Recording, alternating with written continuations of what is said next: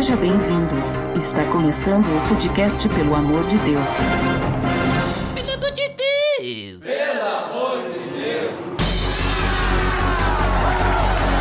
Tá no ar! Podcast Pelo Amor de Deus! Eu sou Ed The Drummer e hoje eu não consegui fazer uma entrada triunfal. E tu, Ariel? Eu estou em busca do triunfo. Eu não consegui fazer uma entrada muito triunfal porque minha voz ela não está 100% hoje, mas não podemos deixar de gravar o nosso podcast, pelo amor de Deus, porque hoje nós vamos começar uma nova série no PADD, a série Última Semana, e vamos começar falando sobre a entrada triunfal. Tá beleza, Edson! Você está escutando o podcast do site peloamordedeus.org.br e vai ao ar sempre nas sextas-feiras, a cada 21 dias. Inscreva-se no nosso feed para não perder nenhum episódio em peloamordedeus.org.br/feed/podcast ou pesquise nas plataformas e agregadores de podcast. Curta nossa fanpage em facebook.com/oficialpadd. Nos siga no Twitter através do @_PADD e também no Instagram oficialpadd. Ou entre em contato conosco através do e-mail contato@peloamordedeus.org.br.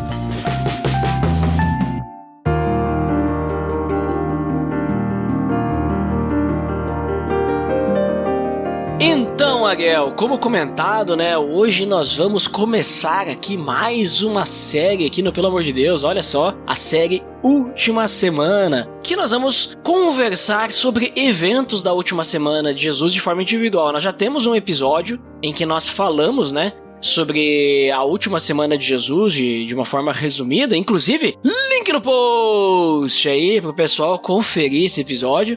Mas aqui a gente vai tratar de cada evento individualmente, né? Inclusive, Ariel, nós vamos começar aqui pela Última Semana e a gente não vai seguir uma ordem, vamos dizer assim, né, nos eventos. Então, o nosso próximo episódio provavelmente não será o evento seguinte a esse evento que nós vamos conversar hoje. A gente vai meio que aleatório. Mas, Ariel, acho que é importante a gente comentar então o que é a entrada triunfal, né? Aonde acontece, em que textos aparece isso. Só dar uma resumida e uma definida aí, né? O que é esse acontecimento que nós vamos conversar hoje aí. Então, assim, basicamente quando a gente fala da entrada triunfal de Jesus, basicamente a gente está falando sobre aquele momento em que Jesus, pela última vez, né, está entrando em Jerusalém. Isso já era costume de todo o povo judeu e inclusive do próprio Jesus. A gente vê alguns relatos dele na própria adolescência, né, aos 12 anos, indo para Jerusalém na festa da Páscoa, né, na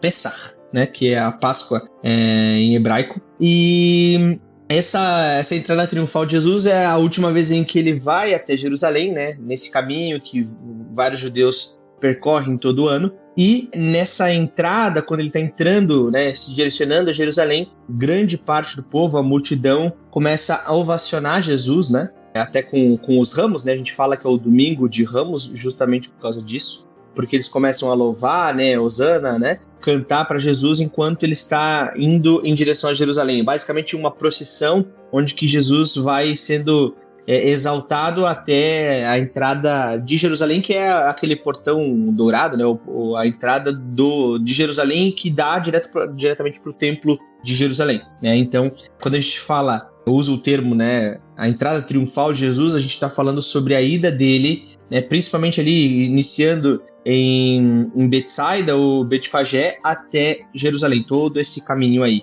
que ele percorre. Entendi. Então, vamos dizer assim, Ariel, essa entrada, né, que Jesus faz, tu falou, né, que ele vai lá para Jerusalém, era a época da Páscoa, né? Então tinha uma galera lá, muita gente que ia para Jerusalém nessa época. Inclusive, né, contextualizando, a gente pode lembrar, né, que Jesus ele estava meio receoso. Receoso eu não diria, né? Mas Jesus ele não estava indo para Jerusalém, né? porque naquela região o pessoal queria pegar ele, né? E aí, né, tem aquela situação também que ocorre um tempo antes, né? Algum tempo antes ali, que a gente lembra que Lázaro tinha morrido, e aí os discípulos de Jesus dizem: não vamos pra lá porque eles querem nos matar, eles vão nos pegar, né? E aí aparece Tomé lá falando: mas se for pra morrer, a gente vai morrer com ele, né? Inclusive temos um episódio lá falando sobre Tomé, link no post, que a gente defende um pouquinho o Tomé, né? Aquele episódio. Mas, Ariel, antes da gente continuar falando ali da entrada triunfal, né? Até daqui a pouco a gente poderia até ler um texto, né? Só uma pergunta que eu te faço, pra definir aí os nossos próximos episódios dessa série, né? Que nós vamos ter aí provavelmente aí 1 ou 2 por ano, né?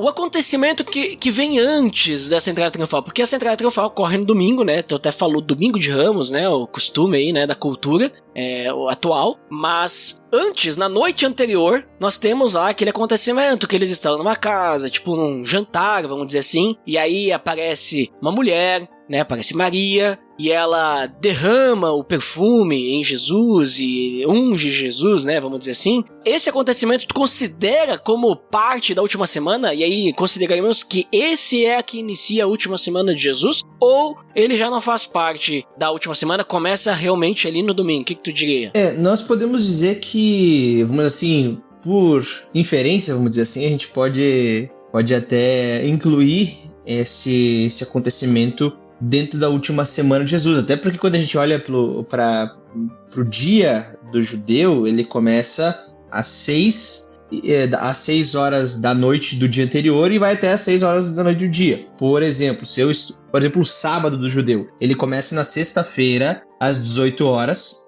e vai até o sábado às 18 horas. Então, se tratando de uma noite anterior, a gente pode levar em consideração, sim, estamos na última semana.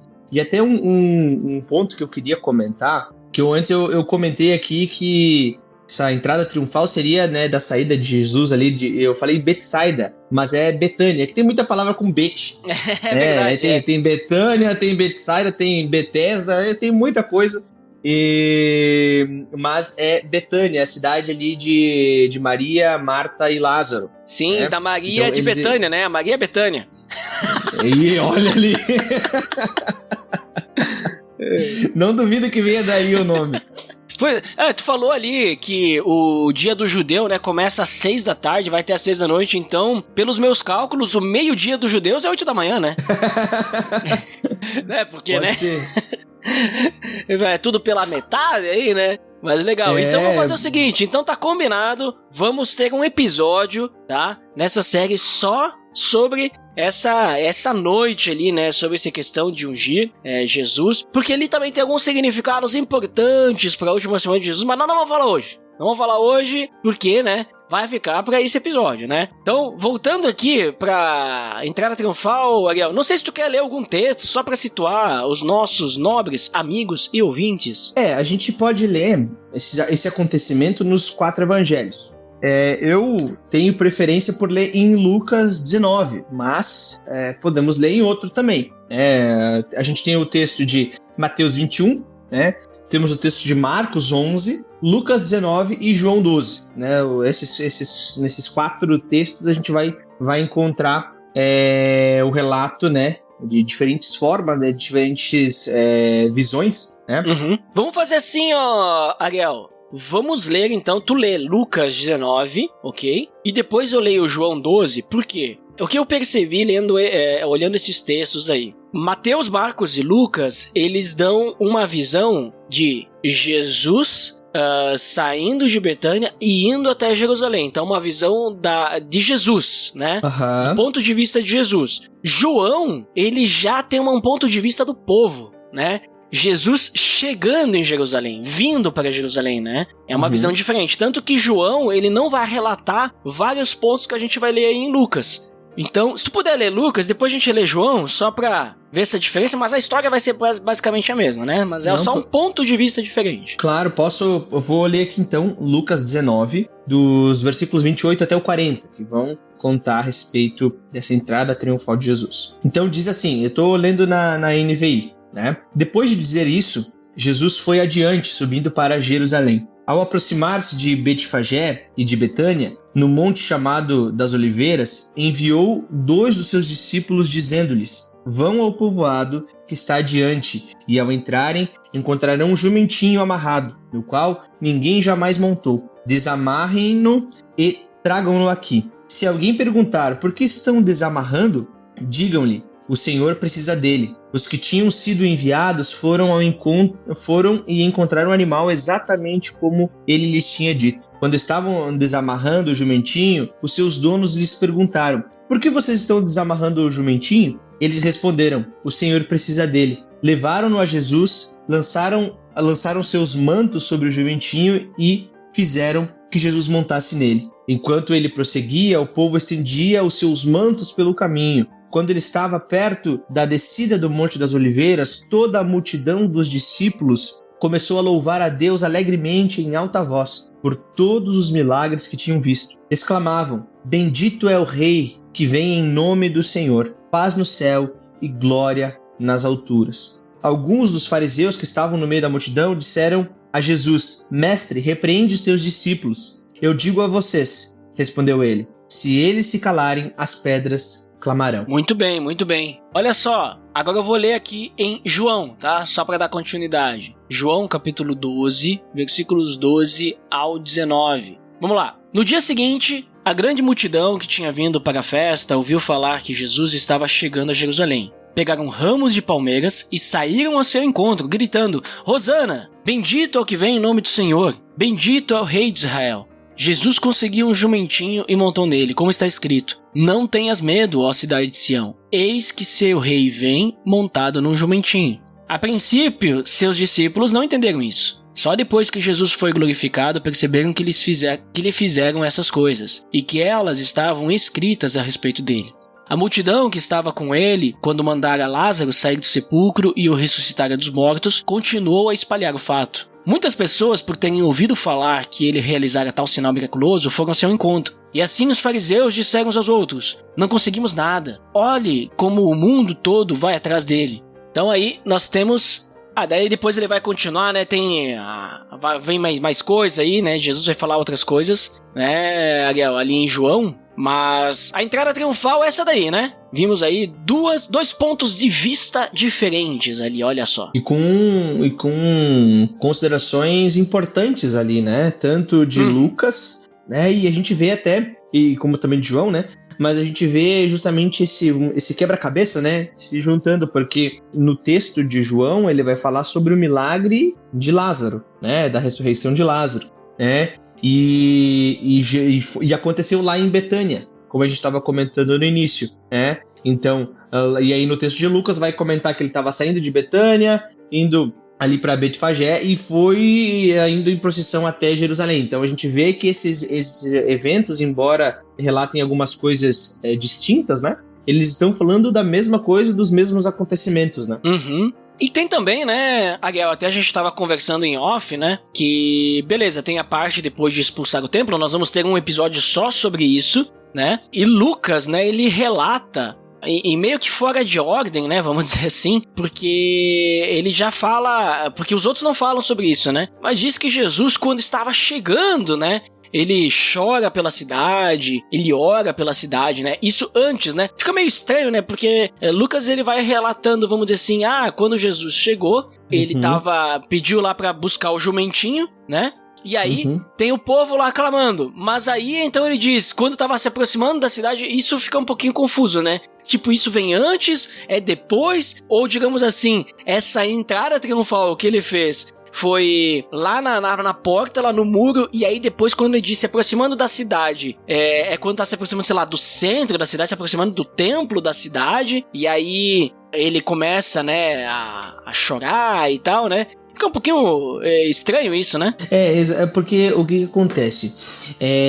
Se a gente pegar até, seria interessante a gente conseguir acompanhar pelo mapa, né? Seria mais bacana ainda pra gente entender aonde é Betânia, onde é Betfagé, e esse caminho que ele vai percorrendo até Jerusalém, né? E nesse caminho de Betfagé até Jerusalém, ele passa pelo Monte das Oliveiras. O Monte das Oliveiras ali no meio.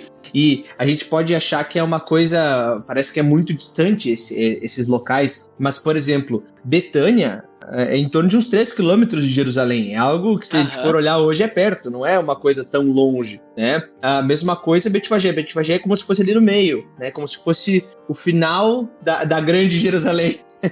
Podemos dizer assim, né? E ele fica basicamente a 2 quilômetros ali, mais ou menos, de Jerusalém, da antiga Jerusalém, né? Cidade antiga. Então, assim, ele sai de Betânia, passa por Betfagé e vai indo em direção a Jerusalém. E ele vai subir o Monte das Oliveiras, né? Vai passar por ali e vai chegar a Jerusalém. Então, assim, não é um caminho tão longo, tão longe assim. E aí, nesse meio, como o Lucas fala, ele vai dizer assim, ele fez toda a entrada triunfal, ele fala, enquanto, né, ele volta, né, enquanto ele estava nesse caminho aí, da entrada triunfal, ele orou por Jerusalém, ele chorou, porque ele sabia que ali, e no ano 70 depois de Cristo, aquela cidade seria destruída, né? Então, tem esse movimento, embora no relato bíblico a gente tenha, a partir do versículo 41, e a entrada triunfal vai até o versículo 40, esse momento em que Jesus está orando por Jerusalém e chora por Jerusalém, acontece durante esse evento da entrada triunfal, no meio ali, basicamente. Uhum.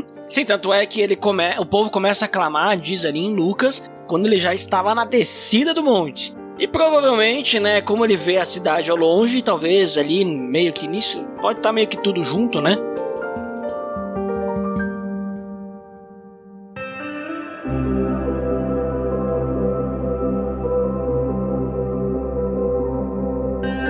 Então, Ariel, a gente viu ali, acho que ficou bem claro, né, do que a gente tá falando, né? Informamos aí os textos, o pessoal pode ler, né? Já lemos até 2 passagens aí, inclusive, né, que Jesus está passando. Ai, a passagem dele passando. Mas vamos lá.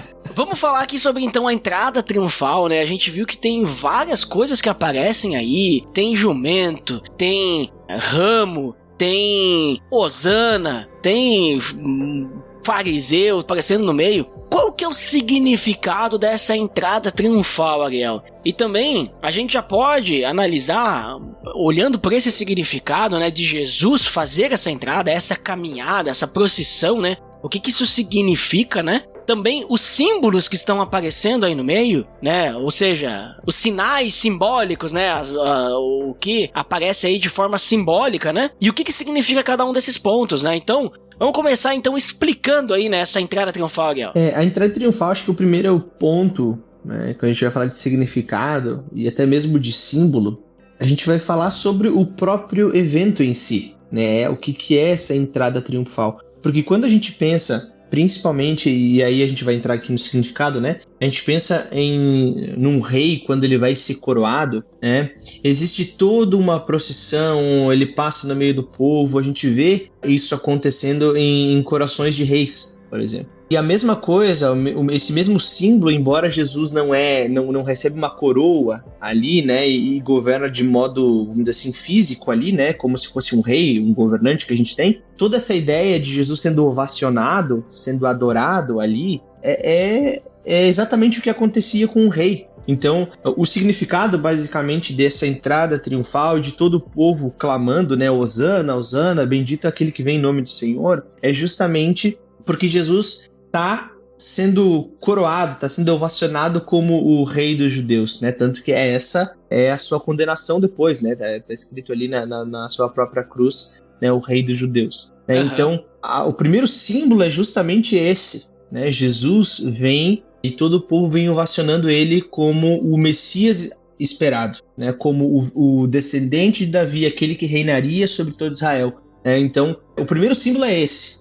A primeira ideia que perpassa toda essa entrada triunfal é Jesus está sendo ovacionado como o verdadeiro descendente de Davi. E por que eles fazem isso aí, Ariel? Tem alguma coisa a ver com alguma profecia, talvez? Por que eles chegaram nessa conclusão, que Jesus é, né, o Messias?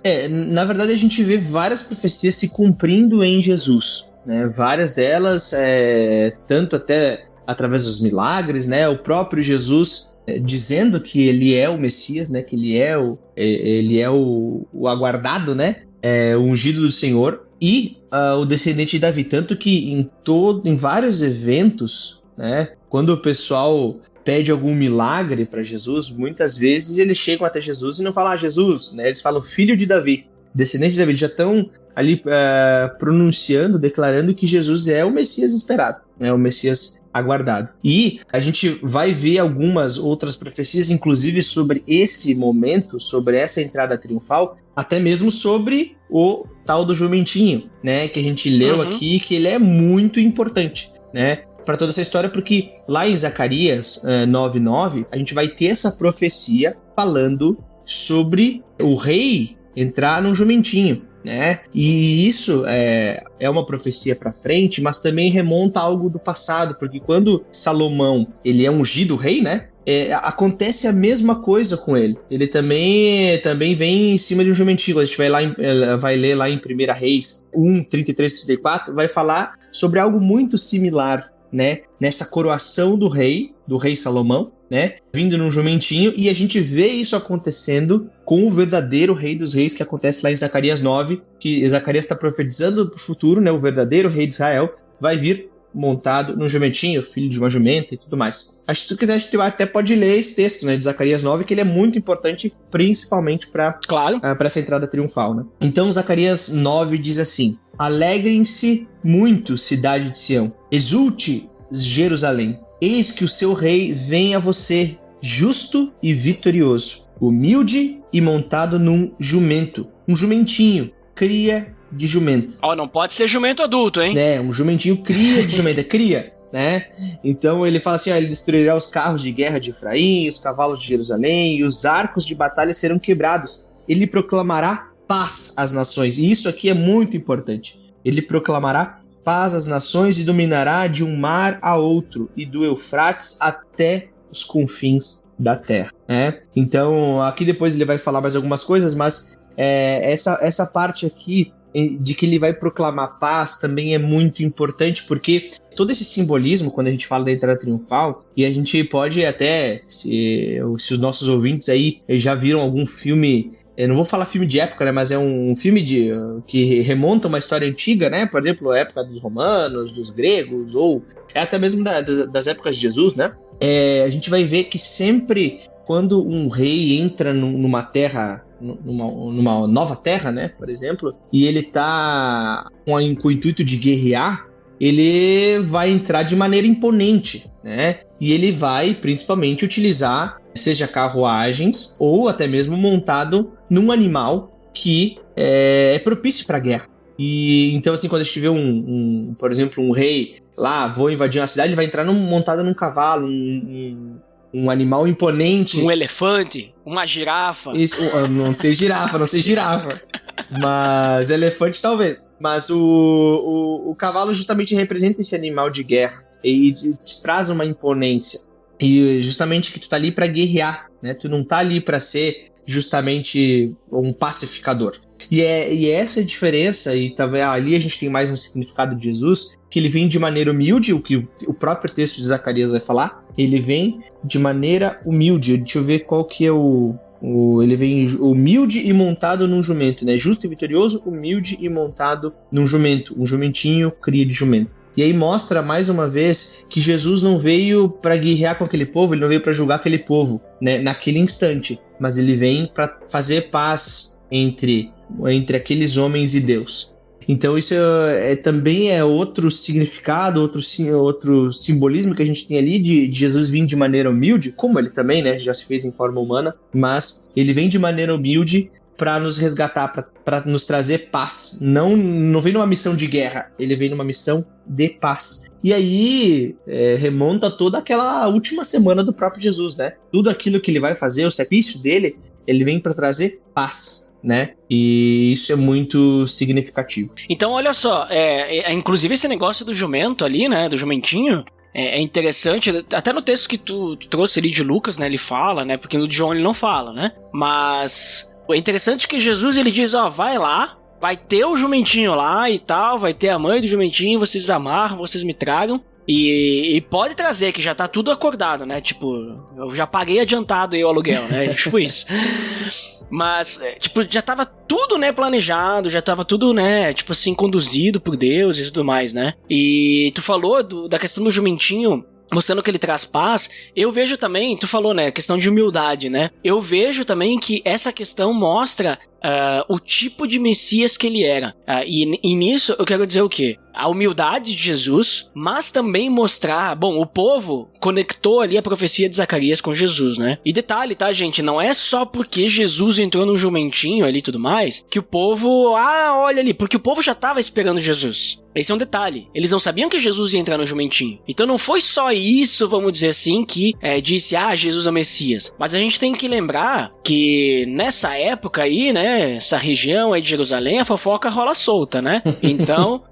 as notícias voam, né? E Jesus, um tempinho antes, né? Pouco tempo antes, tinha ressuscitado Lázaro. E logo na cidade vizinha ali, que nem o Ariel falou, 3 quilômetros ali, né? Então, esse acontecimento tinha sido há pouco tempo, né? E as pessoas sabiam. Então, poxa vida, ele ressuscitou Lázaro. Quem é esse cara? Só pode ser o Messias.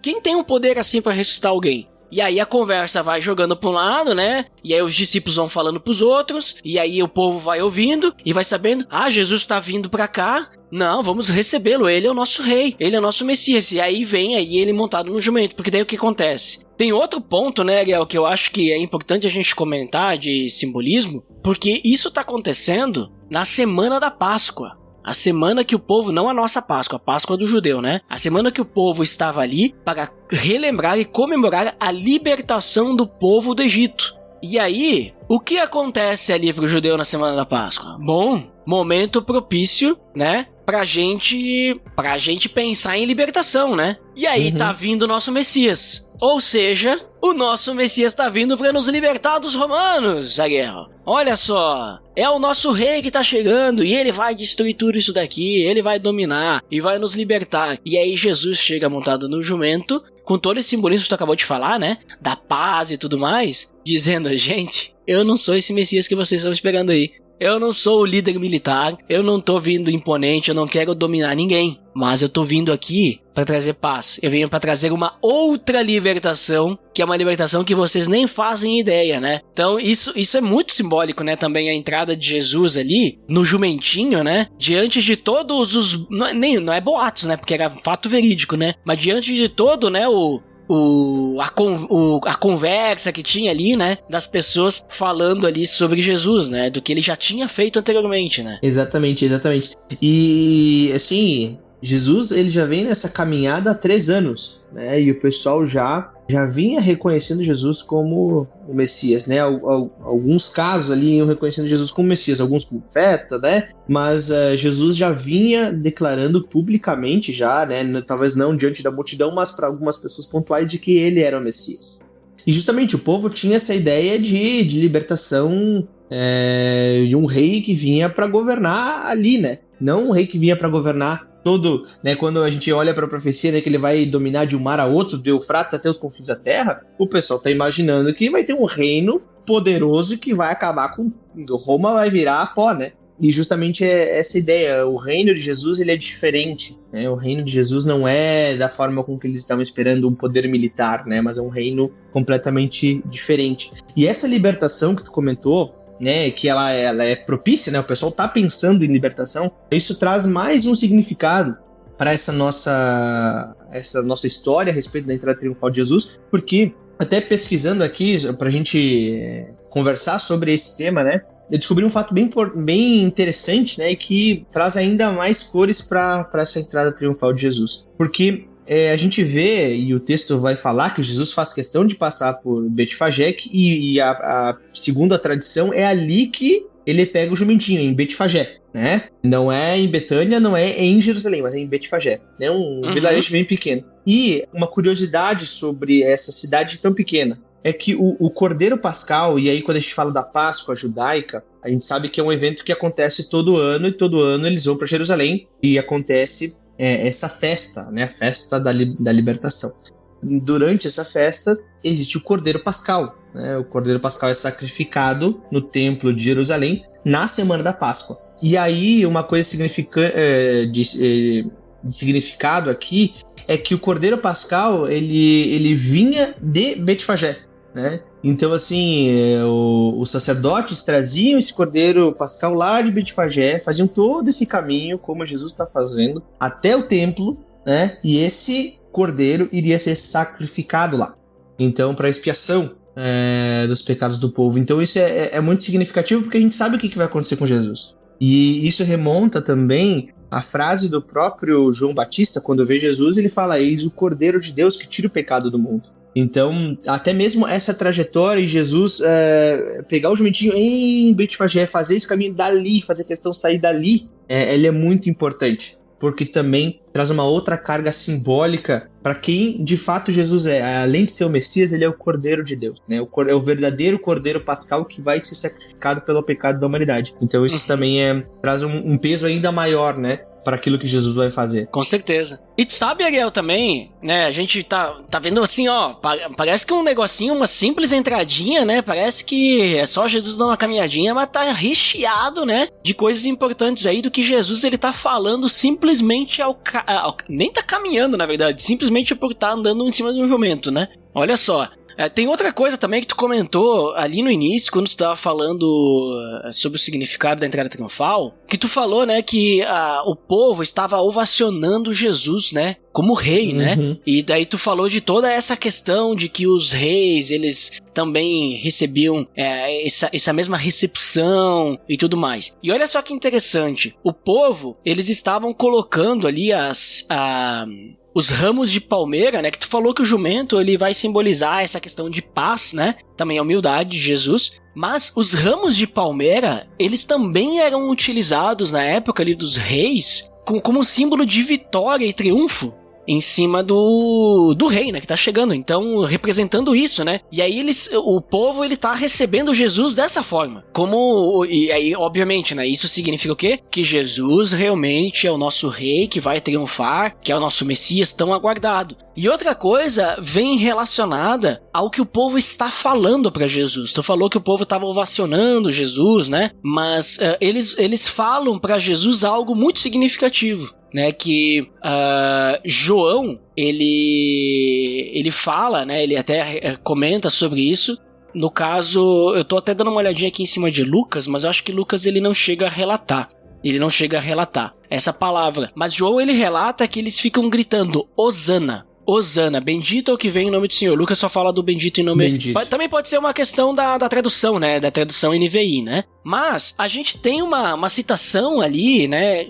Não é bem uma citação, né? Mas a gente pode ler, por exemplo, em Salmo 118, os versículos 22 ou 26. O Salmo 118 inteiro, né? Ele é um salmo de adoração a Deus. É um salmo que está muito relacionado a essa situação em específico, tá? Mas eu vou ler só o 22 ou 26, que diz o seguinte: a pedra que os construtores rejeitaram tornou-se a pedra angular. Isso vem do Senhor, e é algo maravilhoso para nós. Esse é o dia em que o Senhor agiu. Alegremo-nos e exultemo-nos nesse dia. Salva-nos! E esse salva-nos, lá no hebraico dos Salmos, é a mesma palavra de Hosana. Tá? Então, Hosana, Senhor. Né? Salva-nos, Senhor. Nós imploramos. Faze-nos prosperar, Senhor. Nós suplicamos. Bendito é o que vem em nome do Senhor, da casa do Senhor nós o abençoamos. Ou seja, o que eu estou querendo dizer com isso? Basicamente, o povo, né, eles estavam ovacionando Jesus, né, eles estavam, né, adorando a Jesus ali, né, cantando a Jesus esse salmo. Né, eles estavam dizendo, Hosana, Hosana, bendito é o que vem em nome do Senhor. E esse é um salmo de libertação. É um salmo que eles estão louvando a Deus por sua libertação. Então, eles já estão, né, clamando a Jesus aquilo que eu tinha comentado antes. Esse é o nosso rei que vem para nos libertar. Então, essa questão da entrada também, o fato de eles usarem os ramos os ramos de palmeira, eles cantarem Hosana, bendito, é o reconhecimento que Jesus é o Messias, que eu já tinha comentado, né, Ariel? E também esse reconhecimento como o rei que vai libertar eles, que eu tinha comentado antes. Então percebam que também esse negócio do ramos também é simbólico, né? Também tem símbolo. O fato deles falarem Hosana e ovacionarem, eles não estão só dizendo, viva, o Messias chegou. Não, eles estão dizendo um pouquinho mais coisas ali, né? Nessa entrada de Jesus e o que eles estão falando para Jesus. Então isso também é digno de nota, né, Ariel? Pra gente comentar ali, né?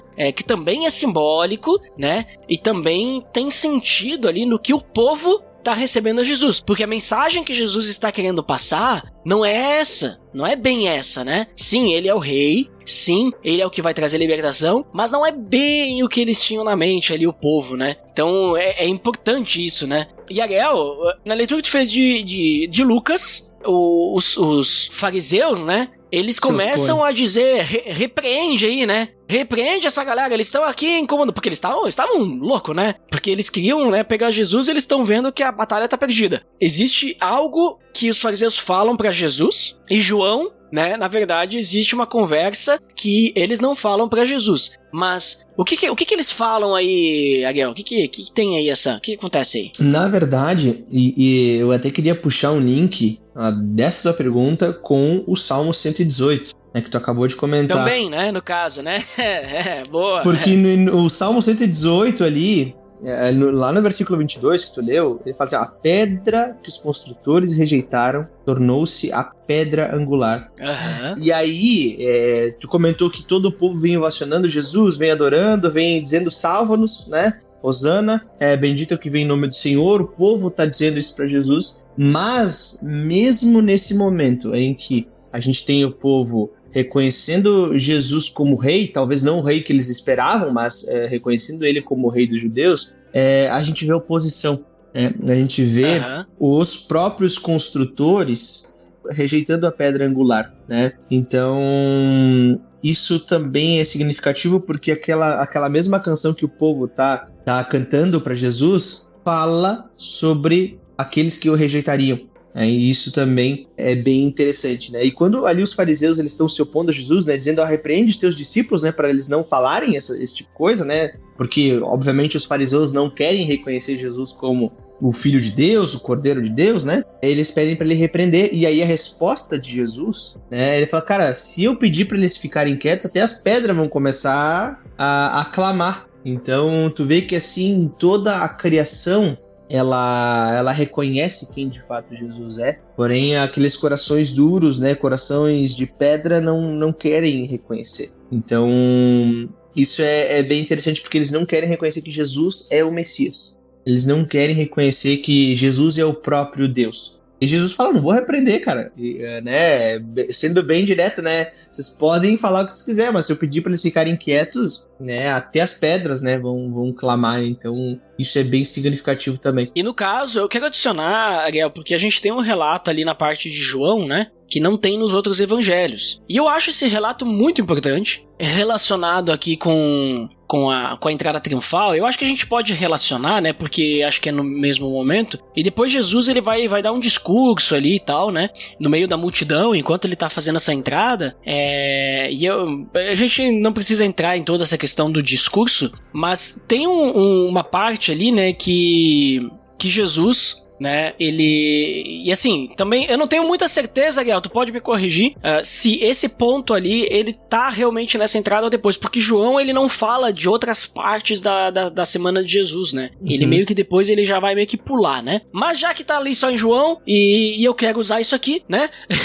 vamos considerar, mas o nosso nobre amigo ouvinte, pode me dizer se eu tô errado ali, porque eu não cheguei a fazer uma pesquisa a fundo, né? Se isso aqui tá realmente logo depois. Mas eu achei muito interessante que no versículo 20 ali de João 12, ele diz assim, ó, entre os que tinham ido adorar a Deus na festa da Páscoa estavam alguns gregos, e se aproximaram de Felipe, né? Com o pedido, Senhor, queremos ver Jesus. E aí Felipe foi dizer ao André, e os dois juntos disseram a Jesus, e Jesus respondeu, chegou a hora de ser glorificado o Filho do Homem. Então, que nem eu disse, eu não sei se ele tá bem aqui na entrada ou só depois, mas se tiver, Ariel, nossa, faz muito sentido aqui simbólico, porque o que acontece? Jesus, né, ele está fazendo a sua entrada, né, e ele está dizendo assim, ó, por exemplo, a gente tem os gregos, a gente sabe que os gregos são gentios, eles não podem chegar até Deus, mas eles estavam aí, né, eles não são povo de Deus, né, apesar de que a gente tem aqueles que poderiam ser considerados, na lei tá escrito isso, né, até tem lei do estrangeiro e tudo mais, né, mas, digamos assim, eles não poderiam, e aí Jesus falar isso, ele tá querendo dizer o quê? Olha, eu vou me sacrificar e através do meu sacrifício todos vão poder vir até mim. Então, como eu disse, eu não sei se entra bem aqui, ele tá em cima do jumento falando isso, né? Ou se isso já é um pouquinho depois, porque ele vai, né, ter outras aparições ali, né? Depois ele vai pro templo também, né? Então não é muito claro, porque João, que nem eu comentei, ele pula algumas etapas, né? Mas se for, é bem interessante essa frase de Jesus, porque ele tá dizendo, olha, eu tô vindo aqui pra ser glorificado. Eu estou fazendo essa entrada porque essa entrada aqui é o início aqui da minha ida pra cruz, vamos dizer assim, né? E aí, é por meio dessa entrada triunfal, então, que Jesus ele tá dizendo que ele vai entregar a vida dele, né? Porque ele sabe que queriam pegar ele, né? E ele tá dizendo, olha, eu estou entrando aqui de forma voluntária, né? Eu vou pra cruz voluntariamente, eu me sacrifico voluntariamente. Tanto é que na própria cruz, ele mesmo que decide quando ele vai morrer. Isso, né, também é importante de Jesus, né? E eu só vou me corrigir aqui, Ariel. Eu tava dando uma olhadinha aqui, porque esse relato ali que eu falei ali dos gregos, ele só tá em João, né? E aí, eu dei uma olhadinha aqui, tem uma bíblia cronológica, né? Porque nas bíblias comentadas eu não tenho um comentário específico de onde se encaixa isso. Mas a bíblia cronológica, a gente olha a ordem, né? E se essa bíblia cronológica está 100% correta, então ele encaixa essa frase de João logo depois do Jesus limpar o templo, né? Então não seria bem na entrada ali, né? Então talvez ali, aí Jesus ele começa a falar. Bom, de qualquer forma, então já me corrigi aqui, né? Eu admito, eu errei, porque o povo carece por falta de conhecimento, no meu caso falta de estudo, mas eu fui atrás e busquei e tá aí. Então, acontece depois. E isso também, né? Essa própria entrada de Jesus, eu acho que foi algo inesperado, né? Pro pessoal lá do Sinédrio, né? Porque eles estavam querendo pegar Jesus, e agora, né? O povo ali fazendo todo esse estardalhaço ali nessa recepção de Jesus, eu acho que mudou um pouquinho os planos deles, né? Porque eles já iam ter que mudar agora a estratégia de como que eles iam se livrar de Jesus, né? Porque no Sinédrio ali, né? A gente tinha ali os fariseus, tinha os saduceus. Então a gente tinha uma galera ali que não acreditava na ressurreição. E para eles era muito difícil engolir a ressurreição de Lázaro, né? Principalmente, né, Ariel, que Lázaro ressuscitou, né, depois do 3º dia, né, que pra cultura judaica ali, né, tinha um tempo, vamos dizer assim, que a pessoa poderia voltar da vida, vamos dizer assim, né? Ele foi no 4º dia, né? Não era, aí eles não consideravam bem uma ressurreição, assim, né, não era bem isso, né? Mas Jesus esperou de propósito parar o tempo ali que a pessoa poderia, ele não tinha morrido de verdade. Não, se passou 4 dias, ele tinha morrido de verdade. Então, tem tudo isso, né? E aí, Ariel, eu te pergunto, né? Por que essa entrada triunfal, ela é tão importante, né? Por que ela acontece nesse momento da última semana de Jesus, próximo da sua morte? Talvez não poderia ter acontecido em outro momento? Tem ali, isso tudo que a gente falou, dos simbolismos, os significados, o que acontece, o porquê acontece daquele jeito. Será que não poderia ter acontecido, sei lá, 1 ano antes, ou antes da morte de Lázaro? Será que ia ser da mesma forma? O que tu acha sobre isso, né? Por que ela é tão importante ter acontecido e também por ter acontecido justamente nesse momento ali da Semana da Páscoa? Assim, quando a gente vê esse evento acontecendo, todo esse simbolismo, a gente sabe que ele foi proposital, foi escolhido a dedo, né? Não foi sem querer, e Jesus teve essa entrada triunfal justamente próximo da Páscoa. E toda essa carga simbólica que a gente vem comentando até aqui, de Cordeiro Pascal, do próprio jumentinho, dele ser ovacionado como rei, né, ser adorado, né, e as pessoas adorando a Deus, né, para que ele nos salve. Então, tudo isso foi pensado pela mente brilhante de Deus para acontecer nesse exato momento. A questão assim, a gente pode dizer assim, era obrigatório que fosse no 8º dia, né? No 8º dia não, no domingo, né? Antes da Páscoa. Não tinha alguma profecia que falava sobre isso. Mas a gente vê que foi pensado para isso.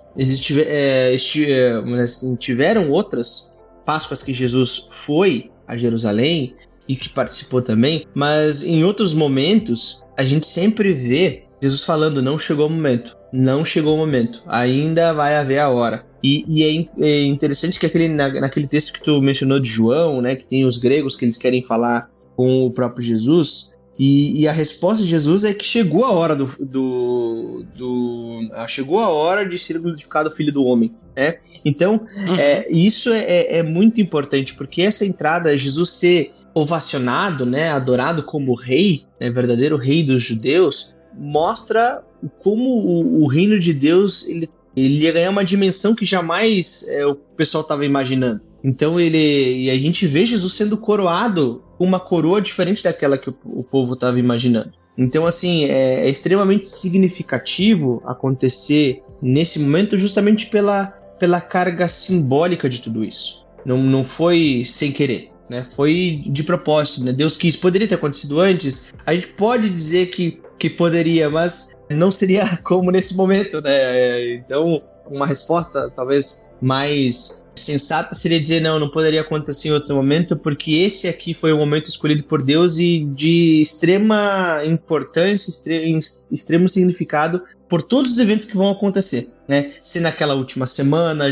e de como todos esses eventos acontecem para inclusive aquele povo que está adorando Jesus, no final das contas, ser o mesmo povo que vai dizer crucificam, né? Então, creio que esse momento ele foi pensado, não foi sem querer. Ele tem toda uma carga simbólica, principalmente pela substituição do que seria a Páscoa, né? A Páscoa até então mostrava um povo liberto da escravidão do Egito e que agora vai ser liberto da escravidão do seu próprio pecado. O pecado vai ser vencido, o rei vai governar, vai vencer a morte, a sua própria morte, vai ressuscitar. Então faz todo sentido ser nessa semana, porque Jesus preparou todo o povo, preparou toda a história para que acontecesse exatamente nesse dia. Porque em vários outros momentos Jesus disse que não era a hora, mas ali, naquele momento, para os gregos ali que querem falar com Jesus, ele fala, chegou o momento, é agora. Então, não foi sem querer, foi proposital ser naquela semana ali. Uhum. Que nem tu falou, né? Tipo, é muito importante, né? Tudo isso acontecer ali, né? Eu pra mim, Ariel, eu acho que a série de eventos que acontecem para que chegasse e tivesse essa entrada triunfal da forma como foi, elas não são mero acasos, né? Que nem tu falou, né? É proposital tudo isso. Tudo isso foi, de certa forma, planejado. E creio eu que isso foi planejado antes da criação do mundo também, não é? Exatamente.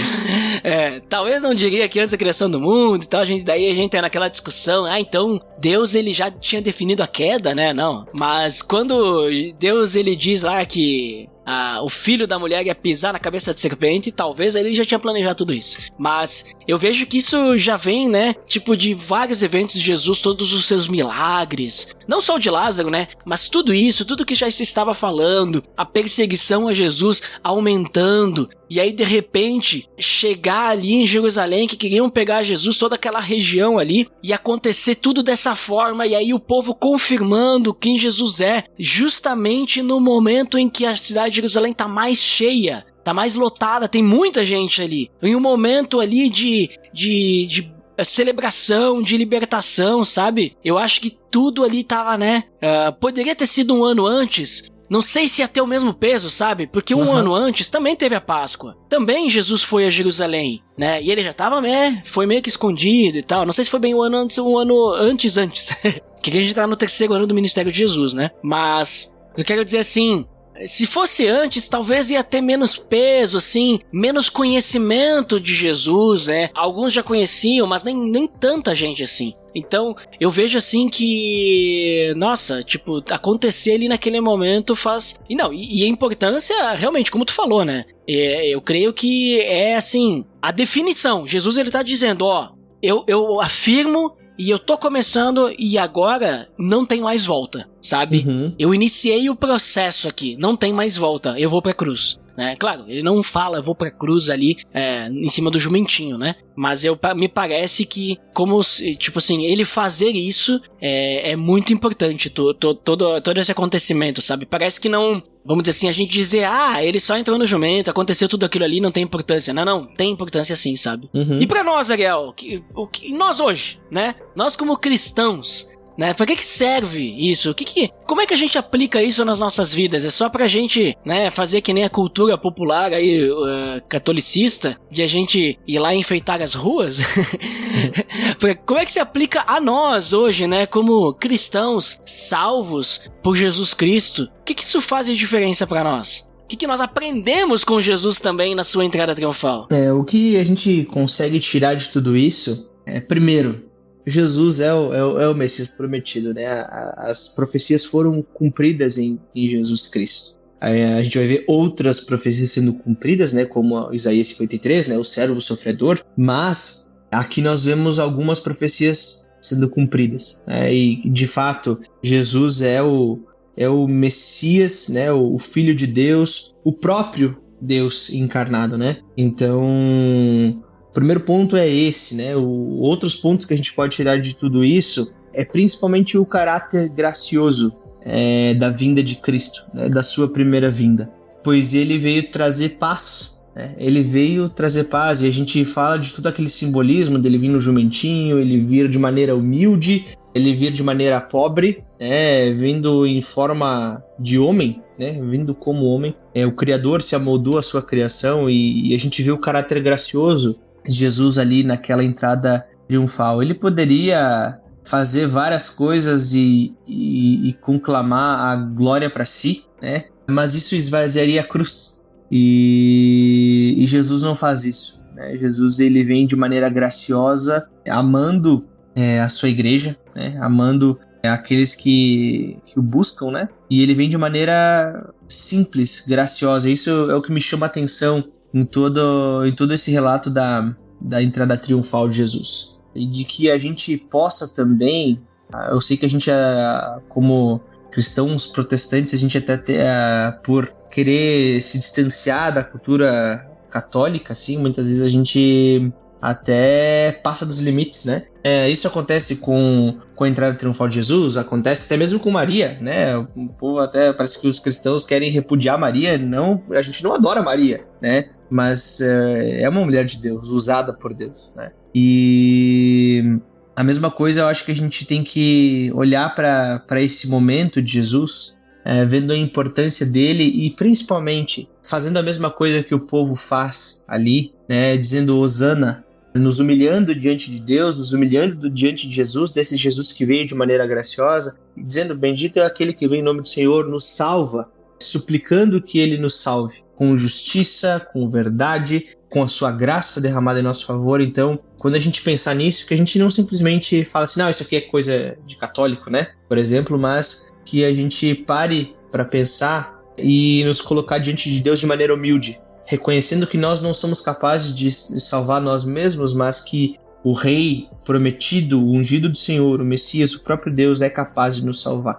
nos colocando diante dele de maneira humilde, como ele foi humilde ali, e pedindo, né, aguardando, suplicando por essa salvação. Eu acho que essas são coisas muito importantes para nós e que são pontos ali dessa entrada triunfal que significam muito para a gente hoje e que a gente possa, né, seguir desta maneira assim também. Muito bem, eu concordo contigo. Eu acho que a gente aprende a mesma coisa assim que tu falou, né? Aprender a humildade de Jesus, até com o povo, né? Que nem tu falou, né? Até com o povo a gente pode aprender ali, né? De receber a Jesus com clamor, com alegria, né? Esperar a vinda dele. E no caso, agora nós estamos esperando a segunda vinda dele. Então, acho que a gente tem que viver de forma alegre, né? Buscando, assim, esperar a segunda vinda dele com clamor, né? Cantando Hosana, né? Bendito é o Senhor que vem, né?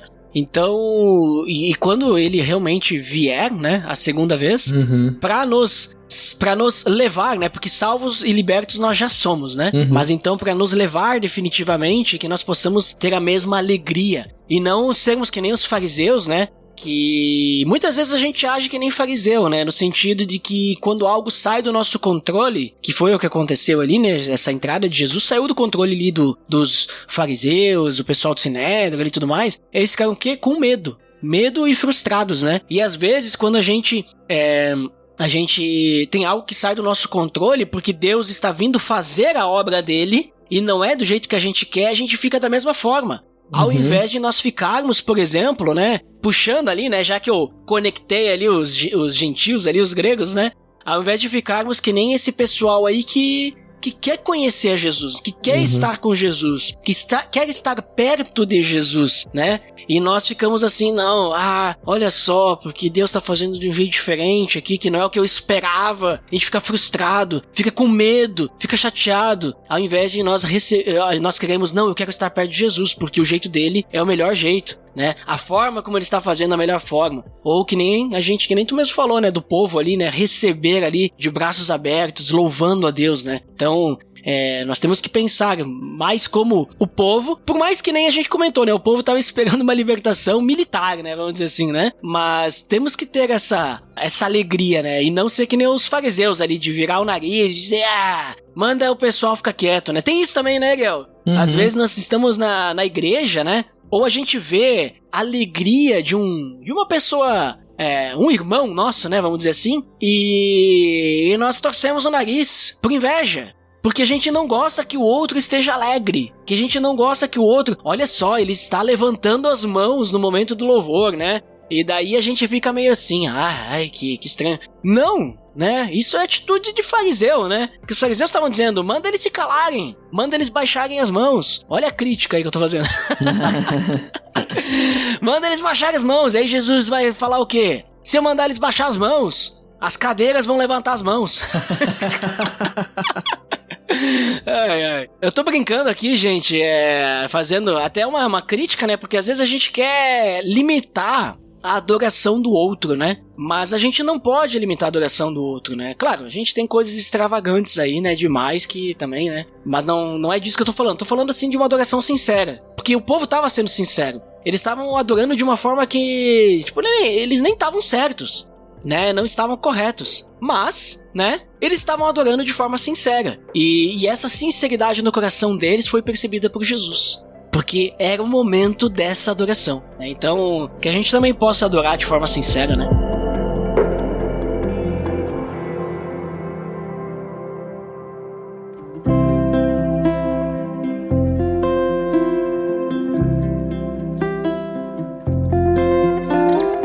Então, Ariel, ótimo papo tivemos aí, um papo longo, acho que a gente conseguiu falar bastante coisa aí, né, de um trecho ali, né, da entrada triunfal. E aí, o que você nos diz, Ariel, das suas considerações finais? Nos diga o que você finalmente considera aí. Bom, primeiramente foi um prazer gravar aí mais um podcast. Chegamos ao final, então triunfamos aí em mais um podcast. Mas que a gente pare para pensar realmente sobre essa entrada triunfal de Jesus, como eu comentei antes, de a gente se colocar de maneira humilde diante do nosso rei, do nosso verdadeiro rei, o Senhor dos Senhores, e que a gente reconheça de fato quem é Jesus. Que a gente o reconheça como nosso Senhor e Salvador, como nosso rei, e que a gente faça isso de bom grado, né? Porque nessa primeira vinda de Jesus, a gente vê a entrada triunfal de Jesus vindo num jumentinho de maneira humilde e graciosa, onde que todos ali,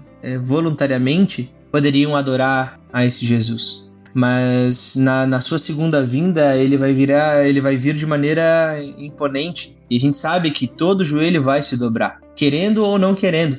E ele não vai vir mais no jumentinho, vai vir no seu cavalo branco, né? Então, que a gente possa olhar para esse Jesus, sabendo que a nossa vida, a nossa salvação depende dele, e que se você já crê em Jesus, que você continue entregando cada dia mais da sua vida. E que assim como aqueles gentios que a gente acabou comentando por aqui, querem conhecer mais Jesus, querem ter essa vida mais próxima a Jesus. E se você não conhece, que você também possa ter aquela mesma atitude do povo que diz: Hosana, bendito é o que vem em nome do Senhor.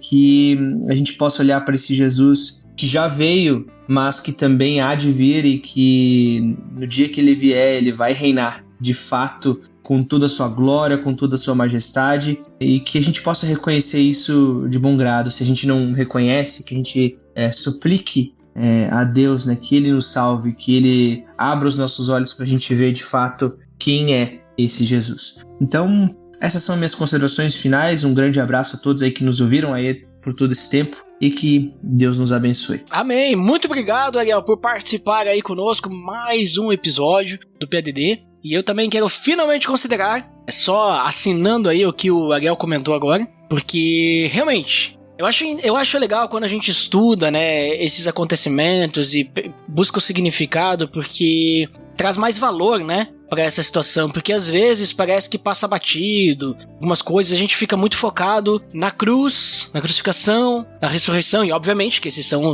é o ápice, né, da história, né, obviamente que vai ter mais importância, né, mas também Jesus ele vem preparando os nossos corações antes, né, ele vem apontando o caminho antes, né, e acho bem legal a gente poder mergulhar, né, nessas outras situações aí da vida de Jesus, principalmente aí da última semana. Então, bem interessante isso que a gente aprendeu hoje, principalmente, né, que nem o Ariel acabou de comentar e repetindo, né, a humildade, né, que a gente pode aprender com Jesus e também essa entrega total, né, que nós precisamos, né, ter, visto que ele é o nosso rei. Então tá, pessoal, muito obrigado para quem nos ouviu até aqui e até o próximo episódio. Até mais! Pelo amor de Deus!